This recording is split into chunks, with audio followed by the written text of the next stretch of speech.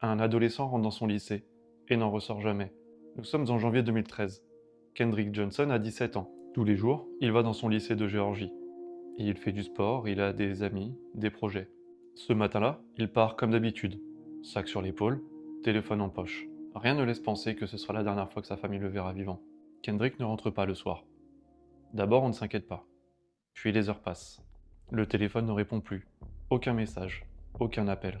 La nuit tombe, et personne ne sait où est passé ce garçon de 17 ans qui n'a jamais causé le moindre problème. Et ce qu'ils vont découvrir le lendemain va choquer bien au-delà du lycée. Le lendemain, dans le gymnase du lycée, un élève remarque quelque chose d'étrange.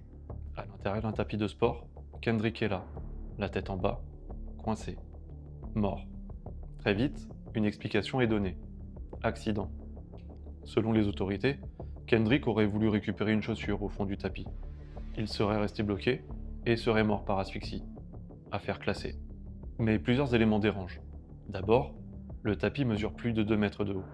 Kendrick aurait dû s'y glisser la tête la première, seul et sans que personne ne voie. Ensuite, aucune trace évidente de lutte n'est clairement expliquée.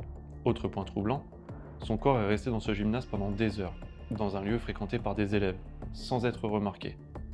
Et surtout, les organes de Kendrick ne sont pas retrouvés dans son corps lors de l'autopsie initiale. Ils auraient été remplacés par des matériaux de calage. Un détail qui pour la famille n'a jamais été clairement justifié. Et à partir de là, la confiance disparaît. La famille de Kendrick demande des réponses. Pas des rumeurs, pas des théories, des explications claires. Pourquoi certains éléments semblent-ils avoir été traités si rapidement? Pourquoi l'enquête a été close alors que tant de questions restaient ouvertes? Ils demandent une chose simple, que tout a été examiné. Officiellement, la mort de Kendrick Johnson est un accident, mais pour beaucoup le problème n'est pas la conclusion. C'est le sentiment que toutes les pistes n'ont pas été explorées. Kendrick avait 17 ans, et son histoire continue de déranger. Dis-moi en commentaire, selon toi cette affaire a été traitée avec suffisamment de rigueur, ou est-ce qu'on est passé trop vite à autre chose? Et si tu veux d'autres histoires, abonne-toi.